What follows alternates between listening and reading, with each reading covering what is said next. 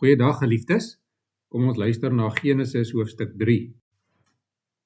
Die slang was listiger as al die wilde diere wat deur die Here God gemaak is en het vir die vrou gevra, het God werklik gesê, julle mag van geen boom in die tuin eet nie? Die vrou het die slang geantwoord, ons mag eet van die vrugte van die bome in die tuin. God het net gesê, ons mag nie eet van die vrugte van die boom in die middel van die tuin nie, en ons mag dit nie aanraak nie, want dan sterf ons. Toe sê die slang vir die vrou, julle sal beslis nie sterf nie, maar God weet dat julle oë sal oopgaan die dag as julle van daardie boom eet, en dan sal julle soos God wees, deurdat julle alles kan ken. Toe besef die vrou dat die boom se vrugte goed is om te eet en mooi om na te kyk en begeerlik omdat dit kennis kan gee. En sy het van sy vrugte gepluk en geëet. Sy het ook vir haar man by haar gegee en hy het geëet. Hulle albei se oë gaan toe oop en hulle het besef dat hulle kaal is. Toe werk hulle vye blare aan mekaar en hang dit om vir klere. Hulle het gehoor hoe die Here God in die tuin wandel teen die tyd dat die aandwind opkom. En die mens en sy vrou het vir die Here God weggekruip tussen die bome van die tuin. Maar die Here God het na die mens geroep en vir hom gevra, waar is jy? En die mens antwoord, ek het u hoor wandel in die tuin en ek het bang geword, want ek is kaal. Toe het ek weggekruip.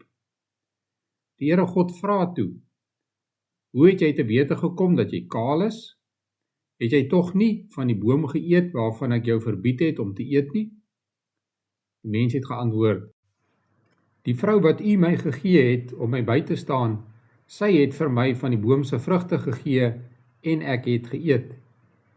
Toe vra die Here God vir die vrou, wat het jy nou gedoen? En sy sê, die slang het my mislei en ek het geëet.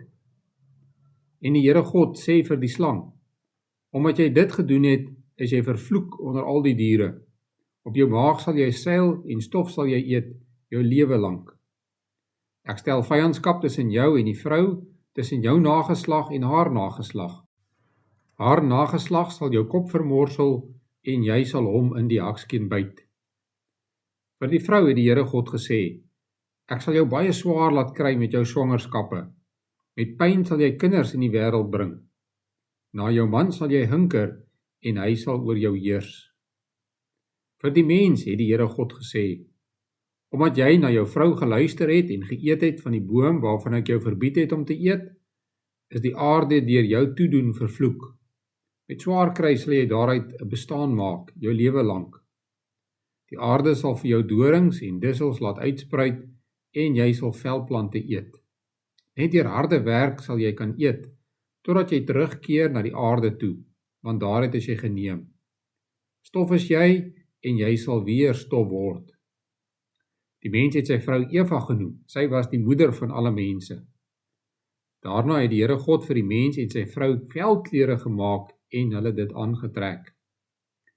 Toe het die Here God gesê, die mens het nou soos een van ons geword, deurdat hy alles kan ken. As hy nou maar net nie sy hand uitsteek en die vrug van die boom van die lewe vat en daarvan eet en altyd bly lewe nie. Daarom het die Here God die mens weggestuur uit die tuin van Eden uit, om die aarde te gaan bewerk, die aarde waaruit hy gemaak is. Die Here God het die mens uitgedryf, en om die toegang tot die boom van die lewe te bewaak, het hy oos van die tuin van Eden gerubs gesit, en ook 'n vlammende swaard wat heen en weer beweeg. Dit was Genesis 3 uit die woord van die Here. Ons het vandag Genesis 3 gelees en ons sou baie oor hierdie hoofstuk kon sê. Maar vandag fokus ons op hierdie hoofstuk uit die oogpunt van kleredrag. Wat het jy vanoggend gedink toe jy voor jou klerekas gestaan het? Wat het jou laat besluit dat jy hierdie klere vandag moet aantrek? Klere is deel van ons alledaagse bestaan en dit is ook vir God belangrik. Hy is deel van ons lewe elke dag en daarom is hy ook deel van ons klerekas. In Genesis 2 vers 25 lees ons die eerste keer van klere, of eerder die afwesigheid van klere. Ons lees dat die mens en sy vrou kaal was, maar hulle was nie skaam nie. Hulle het in 'n wonderlike verhouding met God en mekaar geleef. Maar toe besluit die mens dat hy nie na God wil luister nie. Hy wil self besluit wat reg en verkeerd is, en hy eet van die boom waarvan God hom verbied het om te eet. Die boom waarvan God hulle verbied het om te eet, word die boom van kennis van goed en kwaad genoem. Dit gaan oor wie besluit wat reg en verkeerd is. Wie besluit wat goed is en wat kwaad is? Luister die mens na God, of wil hy self die kennis van goed en kwaad hê? God gee hierdie eenvoudige opdrag aan die mens om te sien of die mens hom as God erken. Sal die mens aan hom gehoorsaam wees, net omdat hy so sê? Daarom, toe die mens van die boom in die middel van die tuin geëet het, het hy in opstand teen God gekom. Die Satan het die mens verlei om te dink dat hy soos God sal wees wanneer hy van die boom eet. Maar dit was 'n leuen. Hierdie ongehoorsaamheid het net hartseer, pyn en skaamte gebring. Onmiddellik na die sondeval gaan Adam en Eva se oë oop en hulle besef dat hulle kaal is. Die sonde het veroorsaak dat mense se verhouding tot mekaar aangetas is. Ook hulle verhouding tot God en die natuur is aangetas. En daarom is Adam en Eva skaam toe hulle agterkom dat hulle kaal is. Hulle voel weerloos, hulle wil hulle self beskerm, maar hulle weet nie hoe nie. In 'n desperate poging werk hulle vyeblare aan mekaar om hulle liggame gedeeltelik te bedek. Maar dan kom God en hy vat die skamele vyeblare weg en gee behoorlike klere. Klere is dus nie 'n straf nie, maar 'n gawe van God. Dis genade van God af. Hy los die mens nie kaal en weerloos nie. Nee, in sy liefde en genade kom God die mens wat gesondig het tegemoet en gee vir hom klere. Later gee God aan die mens nog 'n groter geskenk as klere. Hy laat Jesus Christus weerloos en sonder klere aan 'n kruis hang.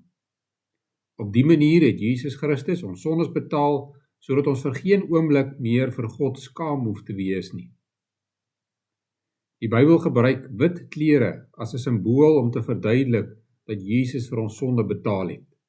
Luister wat sê Openbaring 7 van die gelowiges in die hemel. Hulle het hulle klere gewas en dit wit gemaak in die bloed van die lam. Daarom is hulle voor die troon van God en dien hulle hom dag en nag in sy tempel. En hy wat op die troon sit, sal by hulle bly. Wit klere wys daarop dat Jesus ons skoon gewas het van die sonde en dat ons nie meer in skaamte voor God hoef te staan nie. Ons wat wit klere het, ons wat geestelik skoon gewas is deur Jesus se bloed, moet onsself skoon hou van sonde. Daarom moet ons as gelowiges ook ons alledaagse kleredrag reg gebruik. Aan die een kant moet ons besef dat alles in die lewe nie net oor klere gaan nie. In Lukas 12 sê Jesus dat ons nie onsself moet bekommer oor klere nie, en dat ons onsself moet beywer vir die koninkryk van God. En in 1 Petrus 3 vers 3 en 4 staan daar: Julle skoonheid moet nie bestaan in uiterlike dinge soos haarkapsels, juwele en sierlike klere nie. Nee, julle skoonheid moet die van die innerlike mens wees, blywende beskeidenheid en kalmte van gees. Dit het by God groot waarde. Aan die ander kant moet ons sorg dat ons altyd reg geklee is. Dit wat jy aantrek sê iets van jou gesindheid en karakter.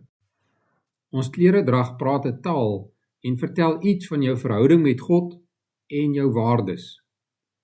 'n Christen wat opregte respek en liefde vir die Here het en wat besef dat sy liggaam vir die Here kosbaar is, sal sorg dat sy klere altyd waardig en beskeie is. Dit beteken nie dat gelowiges nie mooi mag aantrek of na modes mag kyk nie, maar dit beteken wel dat hierdie dinge binne God se riglyne moet bly. Wanneer jy dus klere koop of 'n uitrusting soek, dink aan die volgende dinge. Vir watter geleentheid trek ek aan? Neem die klere my skaamte weg. Beskerm die klere my liggaam genoeg teen koue en ander elemente van die natuur. Is die klere 'n versiering vir my liggaam? Beskerm die klere myself en ander teen verleiding.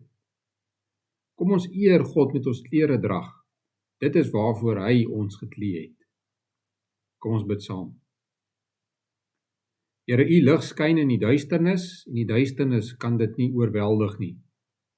U lig skyn ook in ons lewe. U het vir ons verlossing gebring.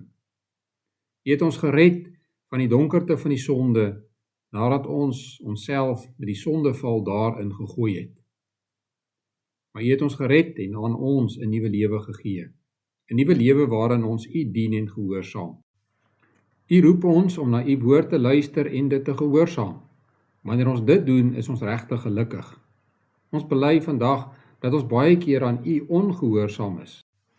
Ons dink dat ons geluk op ander plekke kan vind. Ons vra dat U ons daarvoor sal vergewe. Ons besef dat ons vir U gemaak is en dat ons net waarlik gelukkig is wanneer ons U ken en dien. Ons sê vir U dankie vir reën wat daar in ons land geval het. U is vir ons goed en ons juig en jubel daaroor. Ons is afhanklik van U sorg en daarom vra ons dat U verder vir ons sal voorsien. Ons vra dat U die werk van ons boere sal seën. U gebruik hulle om kos vir ons te voorsien. Ons bid dat hulle werk in afhanklikheid van U sal doen en dat U hulle daarin sal lei. Ons bid al die dinge want aan U behoort die koninkryk en die krag en die heerlikheid tot in ewigheid. Amen.